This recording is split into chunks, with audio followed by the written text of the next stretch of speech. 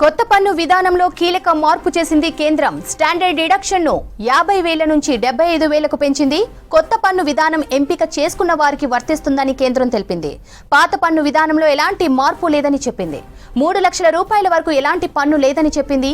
3 లక్షల నుంచి 7 లక్షల వరకు 5% పన్ను, 7 లక్షల నుంచి 10 లక్షల వరకు 10% పన్ను, 10 లక్షల నుంచి 12 లక్షల వరకు 15% పన్ను విధించింది కేంద్రం. కొత్త పన్ను విధానంలో కీలక మార్పు చేసింది కేంద్రం. స్టాండర్డ్ డిడక్షన్ ను 50,000 నుంచి 75,000కు పెంచింది. కొత్త పన్ను విధానం ఎంపిక చేసుకున్న వారికి వర్తిస్తుందని కేంద్రం తెలిపింది. పాత పన్ను విధానంలో ఎలాంటి మార్పు లేదని చెప్పింది. 3 లక్షల రూపాయల వరకు ఎలాంటి పన్ను లేదని చెప్పింది. 3 లక్షల నుంచి 7 లక్షల వరకు 5% పన్ను, 5 లక్షల నుంచి 10 లక్షల వరకు 10% పన్ను, 10 లక్షల నుంచి 12 లక్షల వరకు 15% పన్ను విధించింది. కొత్త పన్ను విధానంలో కీలక మార్పు చేసింది కేంద్రం. స్టాండర్డ్ డిడక్షన్ ను 50,000 నుంచి 75,000కు పెంచింది. కొత్త పన్ను విధానం ఎంపిక చేసుకున్న వారికి వర్తిస్తుందని కేంద్రం తెలిపింది. పాత పన్ను విధానంలో ఎలాంటి మార్పు లేదని చెప్పింది. 3 లక్షల రూపాయల వరకు ఎలాంటి పన్ను లేదని చెప్పింది. 3 లక్షల నుంచి 7 లక్షల వరకు 5% పన్ను, 7 లక్షల నుంచి 10 లక్షల వరకు 10% పన్ను, 10 లక్షల నుంచి 12 లక్షల వరకు 15% పన్ను విధించింది. కొత్త పన్ను విధానంలో కీలక మార్పు చేసింది కేంద్రం. స్టాండర్డ్ డిడక్షన్ ను 50,000 నుంచి 75,000కు పెంచింది. కొత్త పన్ను విధానం ఎంపిక చేసుకున్న వారికి వర్తిస్తుందని కేంద్రం తెలిపింది. పాత పన్ను విధానంలో ఎలాంటి మార్పు లేదని చెప్పింది. 3 లక్షల రూపాయల వరకు ఎలాంటి పన్ను లేదని చెప్పింది. 3 లక్షల నుంచి 7 లక్షల వరకు 5% పన్ను, 7 లక్షల నుంచి 10 లక్షల వరకు 10% పన్ను, 10 లక్షల నుంచి 12 లక్షల వరకు 15% పన్ను విధించింది. इसको इतना बड़ा कदम इस बार मोदी जी ने उठाया है तो सबको इसको सराहना करना चाहिए, इसको वेलकम करना चाहिए। अगर विपक्ष हमारे आंध्र प्रदेश को अगर अच्छा पैकेज मिल रहा है तो फिर विपक्ष को इसमें सर दर्द क्यों हो रहा है? इतना अच्छा बजट बार बार देखने को नहीं मिलता है, इसलिए मैं आदरणीय प्रधानमंत्री जी को अभिनंदन करता हूँ और वित्त मंत्री जी को धन्यवाद करता हूँ। కొత్త పన్ను విధానంలో కీలక మార్పు చేసింది కేంద్రం. స్టాండర్డ్ డిడక్షన్ ను 50,000 నుంచి 75,000కు పెంచింది. కొత్త పన్ను విధానం ఎంపిక చేసుకున్న వారికి వర్తిస్తుందని కేంద్రం తెలిపింది. పాత పన్ను విధానంలో ఎలాంటి మార్పు లేదని చెప్పింది. 3 లక్షల రూపాయల వరకు ఎలాంటి పన్ను లేదని చెప్పింది. 3 లక్షల నుంచి 7 లక్షల వరకు 5% పన్ను, 7 లక్షల నుంచి 10 లక్షల వరకు 10% పన్ను, 10 లక్షల నుంచి 12 లక్షల వరకు 15% పన్ను విధించింది. अंग्रेजी में कहूं, आपको विरोध नहीं. It's an underwhelming budget.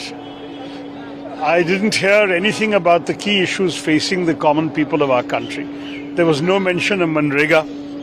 There was no mention or insufficient mention of any steps taken to improve the income of the ordinary person. We have seen far too little from the government when it comes to taking care of the severe income disparities in this country. Job creation, there was a token gesture made towards that, but unfortunately very short on specifics.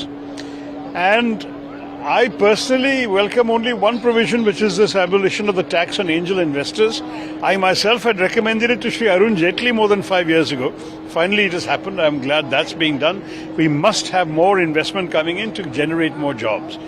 But otherwise I find very little in terms of any good creative ideas when it comes to generating more jobs in our economy and more opportunities for young people and for those at the bottom of the pyramid to improve their incomes. We will have to study the budget in much more detail, but I would say it's an underwhelming budget. Sir, how do you see this budget? Special आर्थिक package दिया गया है, इस पर आपका क्या कहना है? देखिए, मैं कल ही बता रहा था, आपसे जब बात हो रही थी कि बिहार में निश्चित रूप से बहार है या फिर से एनडीए ही सरकार है और रहने वाली है। और इसके लिए जो भारत सरकार ने जो दिल खोल करके बजट में जो बिहार के विकास के लिए किया है, मैं सबसे पहले देश के यशस्वी प्रधानमंत्री जी का, देश के वित्त मंत्री जी का, मैं हृदय से बिहार के एक सांसद होने के नाते मैं बधाई करता हूं, धन्यवाद करता हूं।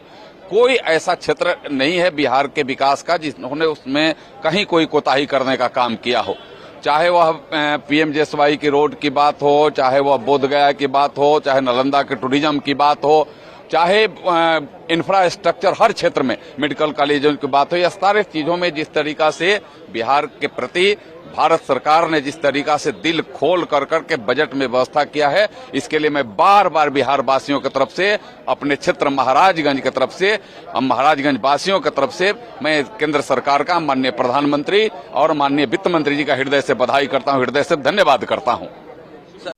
We have seen so many 10 budgets in the country. This is the first time in Andhra Pradesh got Amaravati and Polavaram, infrastructure, industrial corridor. Many things has been given to the Andhra Pradesh. First of all, I am thankful to our Honorable Prime Minister and Finance Minister and this government. In future, there will be many projects will come to the Andhra Pradesh. Now, Andhra Pradesh, we are very, very happy. Telugu.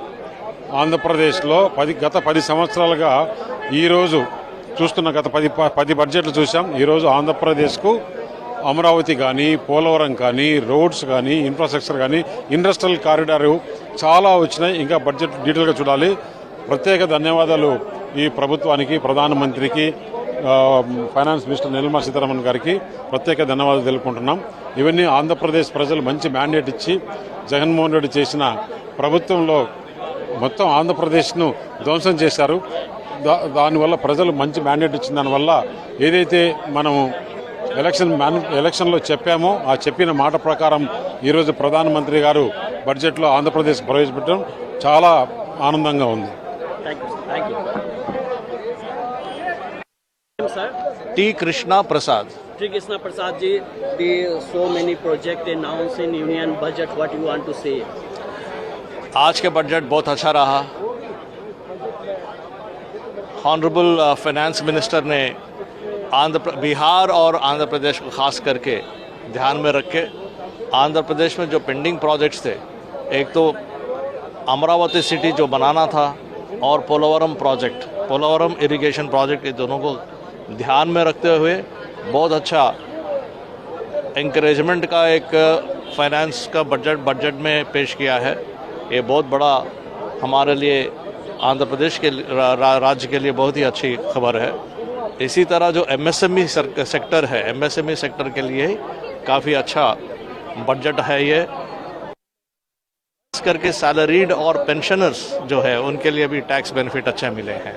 बहुत अच्छा budget है, एकदम progressive and हमें उसकी भी कोई नाराजगी नहीं है. ये तो पैकेज की बात है. कल किसी और को तो हो सकता है बिहार और आंध्र के लिए बड़ा पैकेज लेकर के आए. एक सवाल है सर, क्या आपको लगता है कि इस बजट से समाजवादी खुश है?